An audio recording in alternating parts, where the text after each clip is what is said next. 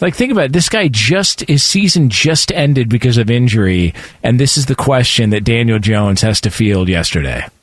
What do you think about the early chatter here that the Giants are going to draft a quarterback high, that your days here as a starter are done? How does that sit with you?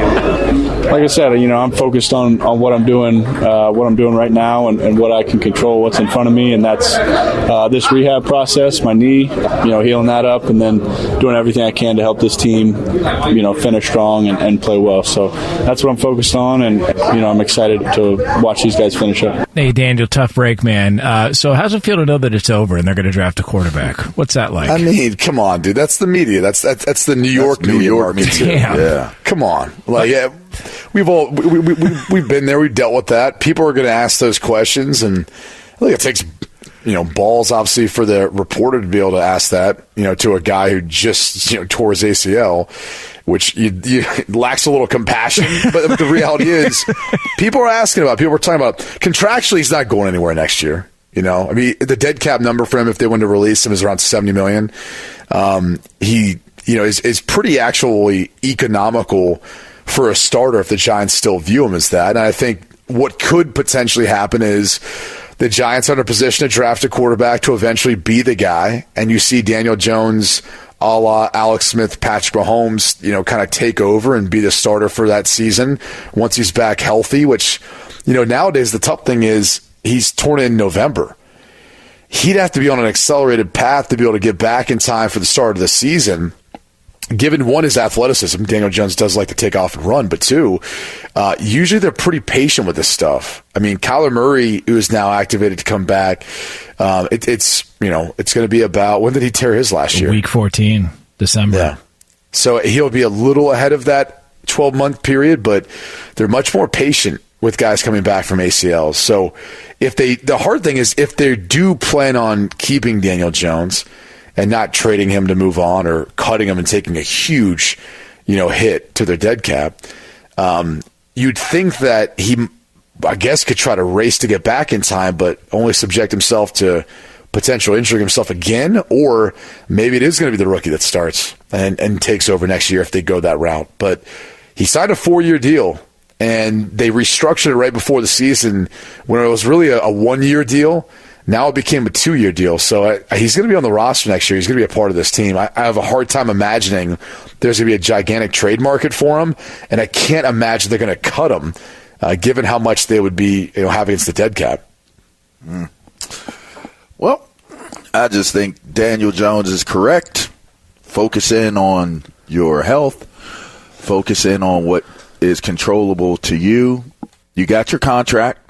So you got a couple coins to rub together as some feel good type of wins and what took place, and the rest is what it is. I mean, I think it's the verdict is already in, and it's a guilty verdict of Daniel Jones is not the guy for the job in New York.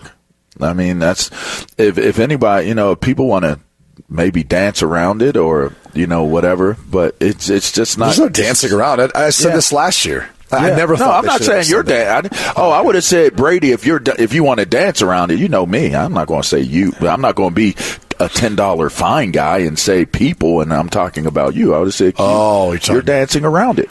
But I think dancing Quinn. I think he's talking about you, actually, Jonas. People dance around it, and there's no real reason to dance around that topic of conversation anymore. And that's why I think in the end, it's like if I'm New York media, sure, there's the idea of being considerate or having a tad bit of compassion or empathy or sympathy towards the injury and asking how he's feeling. But in the end, we want the guy to be healthy. Nobody wants anybody to be unhealthy. I think that's a given. The point of the matter here is let's get down to business. You're not going to be the starting quarterback here next year. And so what do you think is next for you? I mean, that's ultimately what it comes down to. Can I ask you this, Jonas? Yeah. Is it sometimes the worst thing for your franchise when you have a coach that comes in his first year and everyone kind of, I don't want to say overachieves, but you make the playoffs. You win some of those games where the ball bounces your way, maybe get a little lucky. I mean, I feel like that's what the Giants were. It's like, oh, great, we got to the playoffs, but everyone knew they weren't winning the Super Bowl. And then so the expectations are, we got the playoffs last year. Aren't we a playoff team? It's like, well, maybe not. I never bought it. Look, we had the conversation in the offseason, and I never bought into the Giants. I said they're going to regress. If you go back and actually look at how last season went, everything, to your point, went their way, seemingly. And, they won the playoff game against Minnesota and then got blowtorched by Philly. Everything went their way. Talk about week one. Listen, that's how he got the name Dump Truck Nuts. I mean, they're playing Tennessee, and Titans fans are listening on the Zone. You know how that game went. Yeah. Brian Daboll goes for 2. Tennessee made the correct play. They stopped it. 2 guys ready to stop Saquon. And Saquon Barkley still scored, and then Tennessee still had an opportunity to kick the field goal and win, and they missed. And then the rest was history. He was off and running, and the Giants were back. And I love Brian Daboll. And, look, there are some people that make the argument that maybe that's the missing piece from Buffalo, that maybe Brian Daboll not being there is the problem in Buffalo. Maybe his Daboll has turned to Nightball. Maybe it's Coach Nightball. Damn. From here on out, it's good night. Night.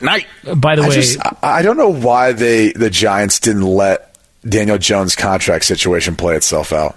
Between Saquon and Daniel Jones, and I think the biggest issue was the fact of the position. It's like, well, it's quarterback. You want to have that solidified. You want to have that, but when Saquon plays, how much of a difference he makes in the offense. Get rid of it. Get rid of the tag of running back position, because that's ultimately what I think hurt him. But he should have been more the focus than Daniel Jones, where they should have let this play out for another year. It's not like Daniel Jones was going anywhere.